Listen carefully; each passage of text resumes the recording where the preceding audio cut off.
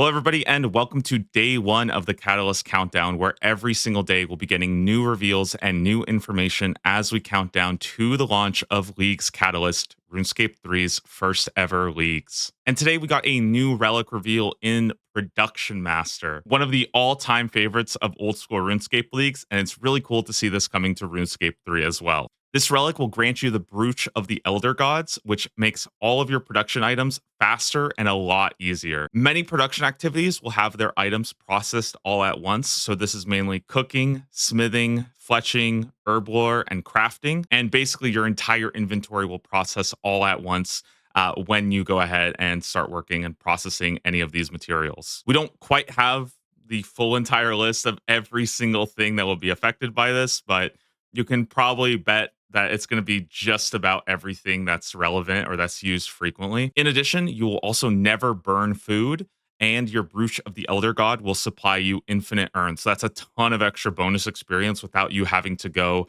and make those urns on your own. Now, this Brooch will also give you the portable skilling station benefits, even when you're not using one. I believe this is mostly, it just gives you a chance to save some of your material. So you're just getting, bonus experience there. And you're also having a chance to save some of the resources that you're using as well. And when you're wearing your Brooch, which I believe is a pocket slot item, you'll be getting Saren Spirits, Divine Blessing, Catalyst of Alteration, and Manifested Knowledge. These are kind of like random little bonus events that spawn, and they can give you a bunch of different items such as alks. I think they give you clues at times. They can give you little experience lamps. And the Divine Blessings actually give you materials for invention. So it's actually a pretty cool way of actually starting to stockpile up on all those invention materials as well, which is really important in RuneScape 3. Finally, you'll also be getting a +6 boost to smithing, herb lore, cooking, crafting, fletching, and construction. This is an effect called like Skilling Prodigy from old school RuneScape. And while this +6 number might not seem quite as impactful as you've seen in the old school RuneScape relic, because these skills level up all the way to 120, this +6 stat boost can actually really help jumpstart you and get you kind of access to certain milestones a lot faster.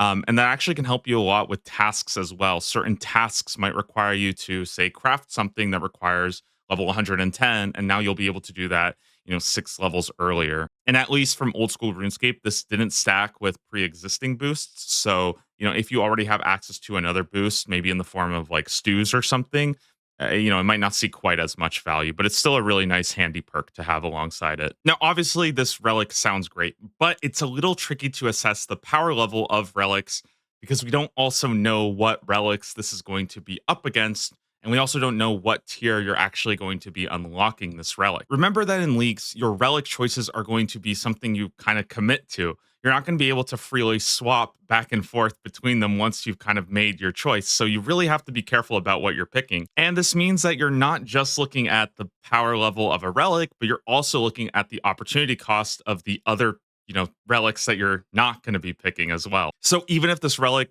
seems awesome and really busted, until we know what the other two relics are, it's kind of impossible to give like a full, analysis on, is this something that you should be considering? And obviously, I don't play nearly enough RuneScape 3 to really give you a fair and detailed analysis of this relic. What I can say, however, is that Production Master has always been a relic that just feels really damn good. It adds so much quality of life, and it really just makes all these skills feel effortless. Leagues is such a fast and accelerated mode, and the last thing you want to do before you're hitting bosses or doing raids with your friends is, processing thousands of fish or, creating hundreds of potions. And Production Master just solves all that in such an effortless and such a just a convenient way that it's always going to be a relic that I think is just good for everybody. It's a very plug and play relic. It doesn't really require much,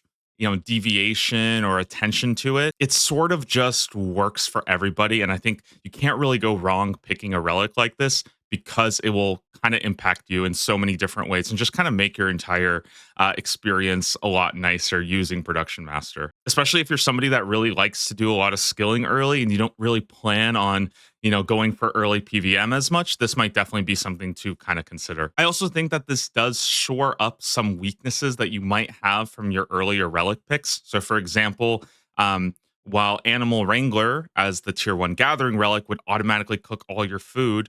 I think that is sort of a little bit less valuable if you have a relic like Production Master that will just make it so you never burn food anyways. And so again, it's a very safe, very catch-all relic that will just benefit you in a ton of different ways. That being said, relics like this are always a bit less favored for me personally, because when I look at relics, when I look at leaks, I'm trying to create the most wild, the most different game experience possible. So if this is up against a relic that changes RuneScape in a more kind of crazy way that really adds some a bit more insane flavor to the game, I'm almost always going to pick that one just to sort of experience the game in a brand new way. Ultimately, this skill kind of just benefits a lot of skills that are already very fast. And I think sometimes when you're picking relics, it's usually better to sort of look for relics that speed up slower skills. I think this is why Excavator in the tier 1 relics is so favored right now, because archaeology is such a slow skill. And, speeding that up is going to be more significant than cooking faster, which is already a pretty fast skill, even with no relics. Now, as for what this could be up against, I'm sure there's people who are already coming up with a bunch of crackpot theories based off leaked images and stuff. And all I can really say is that in the last old school RuneScape leagues, this went up against a Clue relic and a Slayer relic. And while I personally loved using Production Master, I also really love doing Slayer, and clues were worth a lot of points from all the tasks that you would get. So we're definitely going to have to wait to see what other relics this is against. And also, how early or how late you're going to get this relic to sort of make a more, you know, complete judgment. You'll probably hear me say that a lot. I'm going to try to avoid saying like, oh, we got to wait for the other relics. But yeah, at the end of the day, it's all in a vacuum right now until we get the full list of relics. Anyways, that's it for today. Production Master is just one of the all-time favorites. There's a reason why people love it and ask for it every single old school RuneScape leagues. I can definitely tell you that once you use this relic, it is kind of hard to go back. And even if it's not always like one of the best relics or it doesn't save the most amount of time, I can't stress enough how just convenient this is. And when you're farming bosses and you're just absolutely killing them, getting hundreds and hundreds and hundreds of resources, being able to process all that in seconds, it feels really damn good. Let me know what you think about Production Master. Let me know any guesses of where this relic tier might be.